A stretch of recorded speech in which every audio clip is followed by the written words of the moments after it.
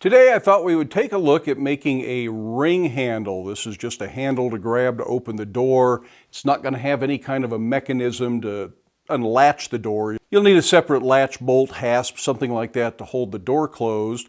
But this would be a nice handle for grabbing to open a big heavy door, or it could be used for something like a towel holder in a bathroom because the ring might be good for that, as long as you put some kind of a finish on it that'll stand up to the use in the bathroom. For this handle, I just went out and found some scrap outside the shop next to the shear, and I'm just going to adapt the handle and what I see in my head to work with this material since I don't have a specific idea or a specific plan. It's going to need a back plate to mount to, and this is where the screws or the bolts to mount it to the door will go. And I found a piece that is 1/4 inch by 3 inches. I'm going to use a piece of 1 inch. Looks like I was making some big spikes out of this at one point, so I'll probably cut those off and finish them into nails at some other time.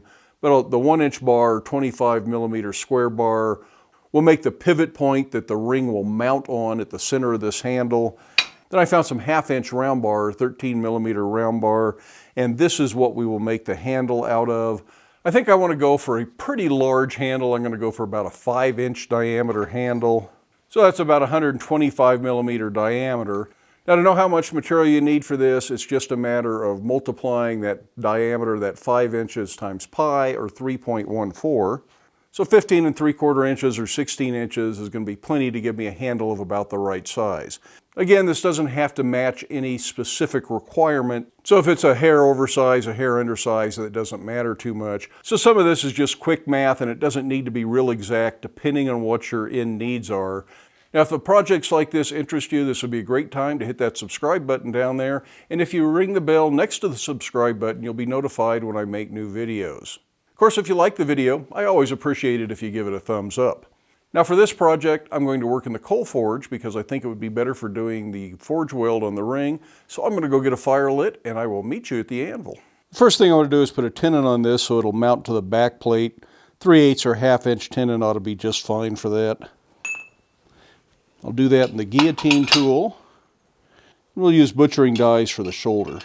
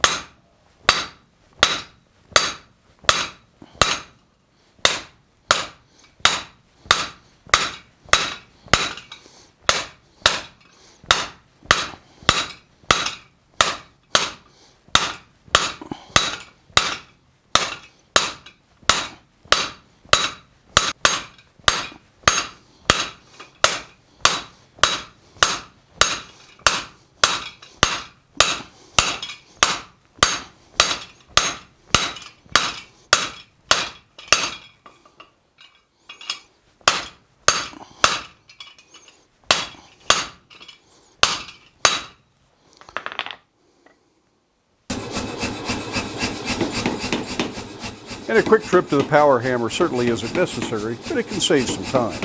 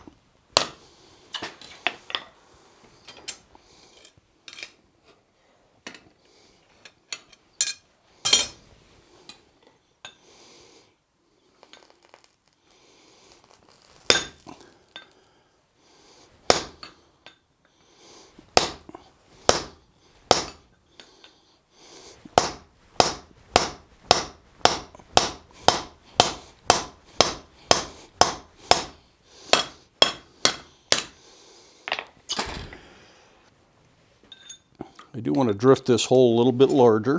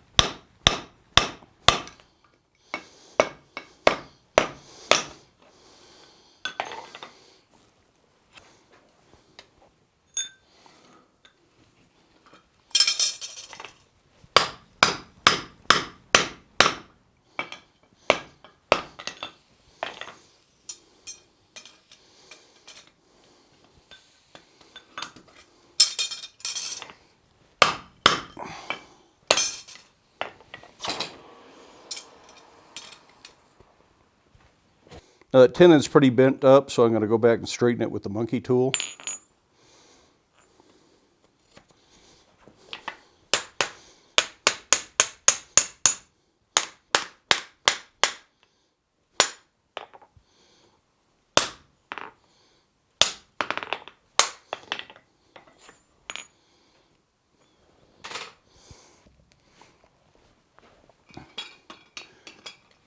And I'll finish cutting this off.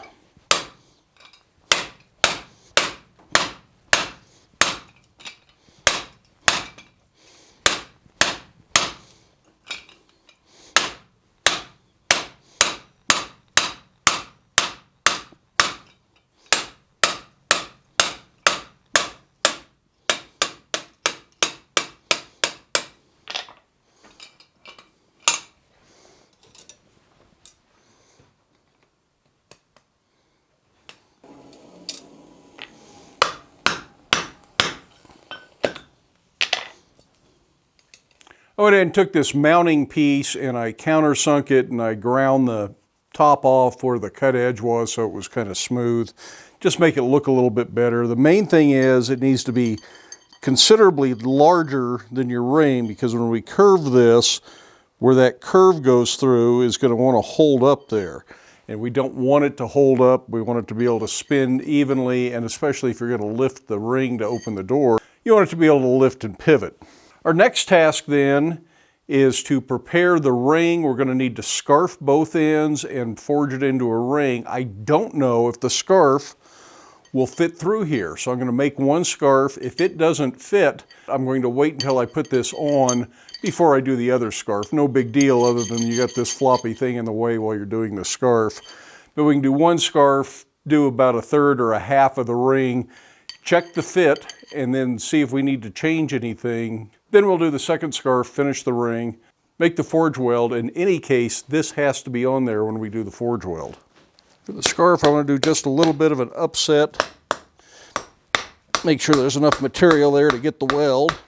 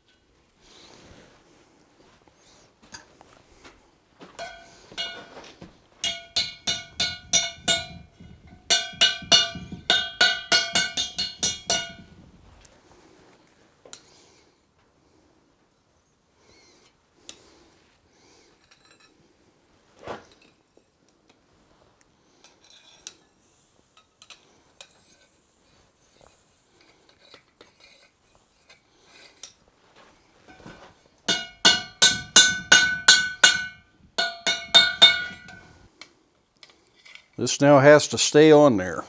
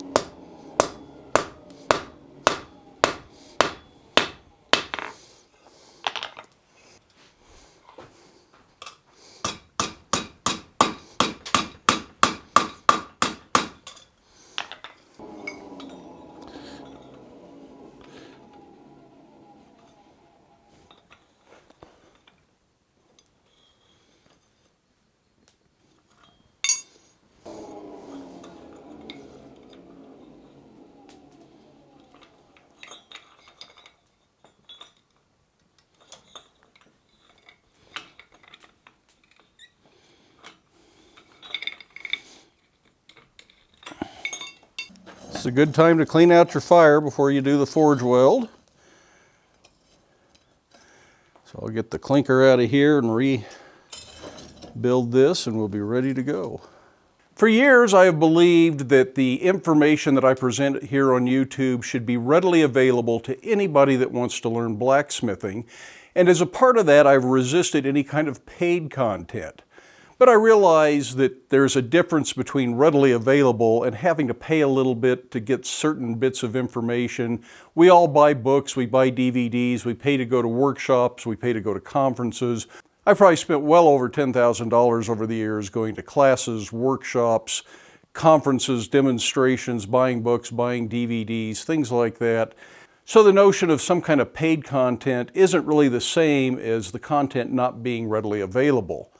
And with that in mind, I think I'm going to start doing multiple edits of some of my videos. This video will be the first one I try this with. There will be a slightly longer, more detailed version of this video with no ads running on it, available for Patreon patrons who subscribe at a certain level or above. So if you're one of the Patreon patrons, go check out Patreon. There should be a link available to another version of this video.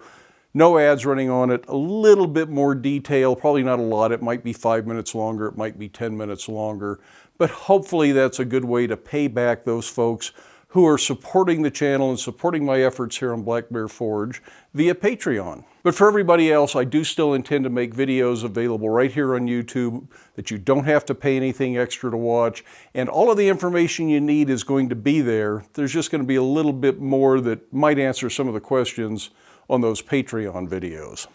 But now that I have the fire cleaned out, it's time for me to bring this up to heat, and we're going to do this one little forge weld.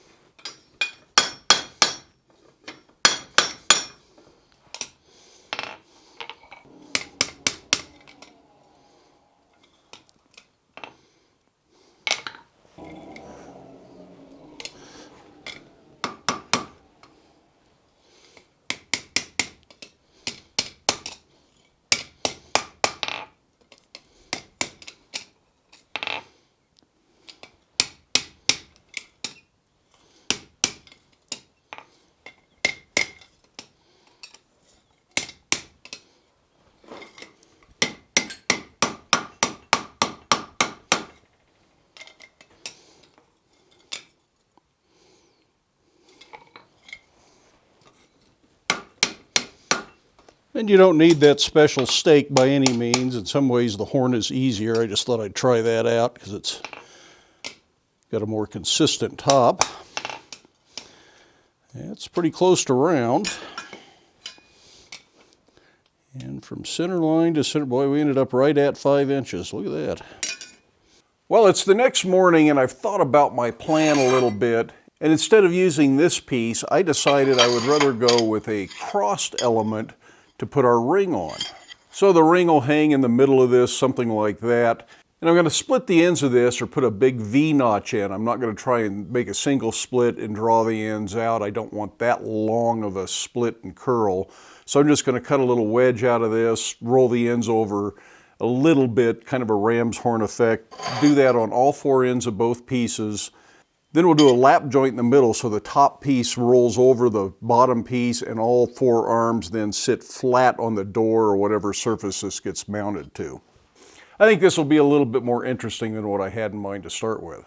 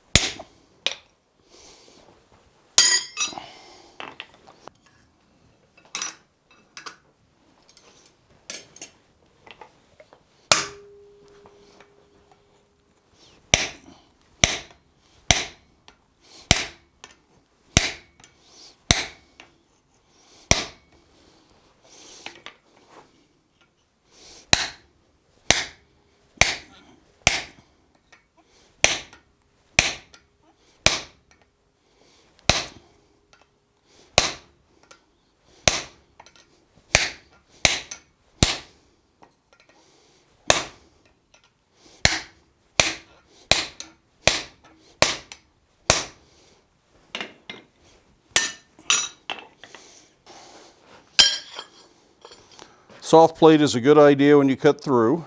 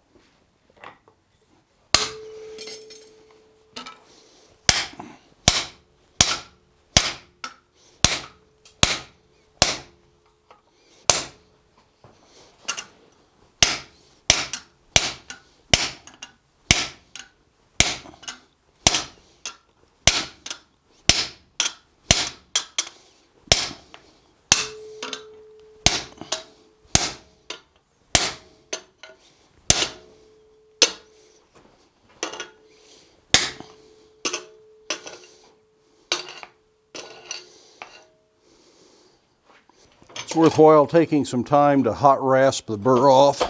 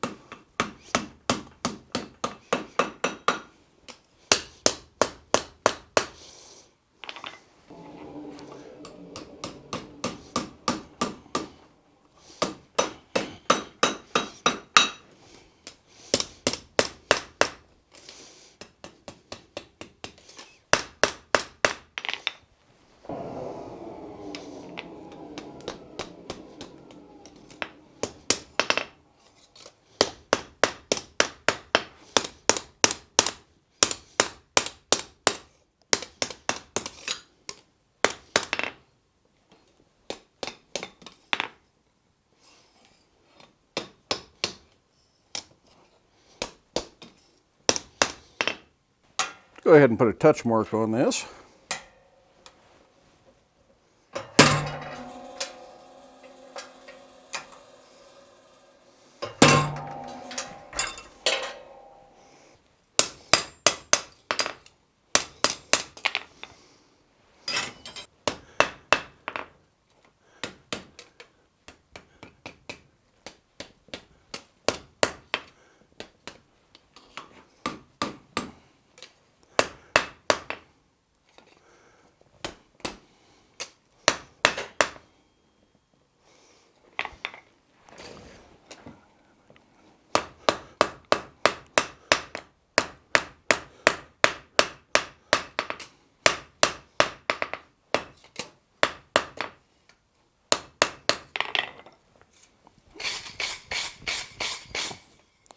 The next task then is to put a joint on here so that this will overlap that. And that's going to be a little bit fiddly, super easy under the fly press, but since most of you probably don't have a fly press, we'll show you how to do it at the anvil. The face side down then.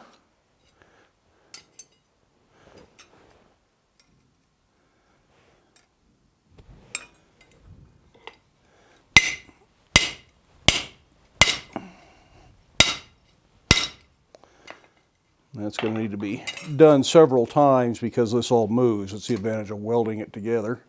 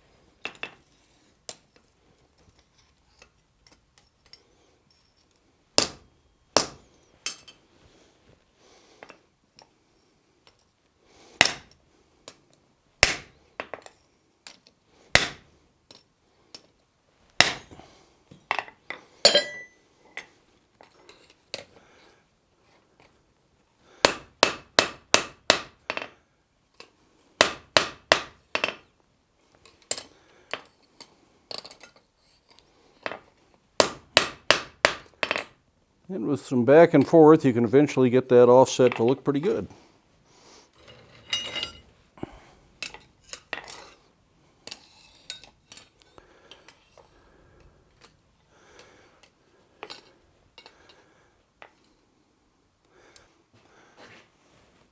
So now it's just time to let that cool and then assemble the whole thing. You guessed it, it's time to do a little bit of filing. Just make sure there's no sharp edges or burr, rag, anything like that on there. You'd hate for somebody to cut themselves. Since I hot filed these after doing the splitting, they really don't have much. They're pretty clean, so it's just a quick touch.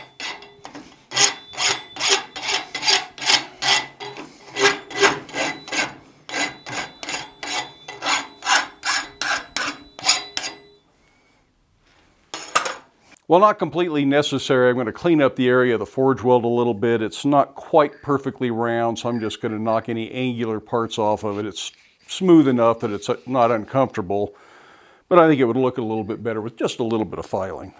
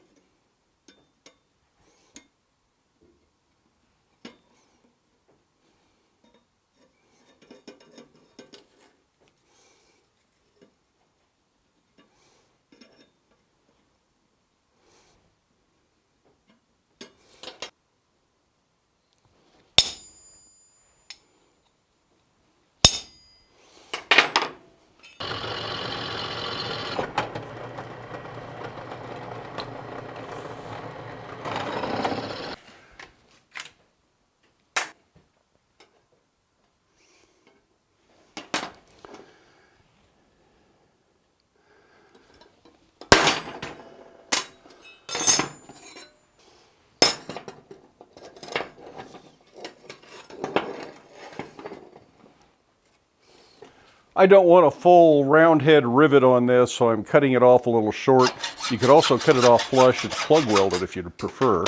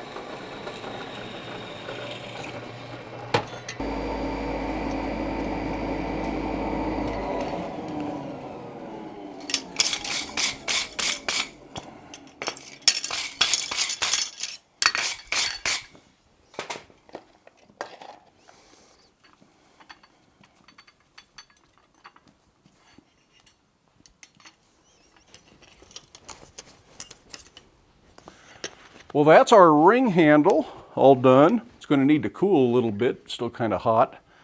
Now, in using this paste wax, I would use that in a well-ventilated area because it does put off some fumes and it could be bad for you, even though it doesn't really talk too much about it in the MSDS.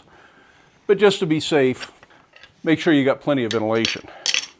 This is one of those projects that could be used for a lot of different purposes. I think of it as a door pull, but as I mentioned earlier in the video, I think you could also use this as a towel holder in the bathroom. Just make sure you put a finish on it that's not going to rust.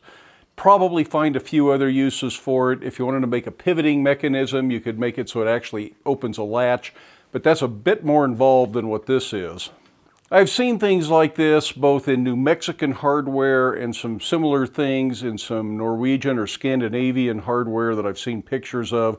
I've never seen any of the Scandinavian stuff in person, so this may not be real representative of that, but very similar to some of the Spanish colonial stuff you find in New Mexico.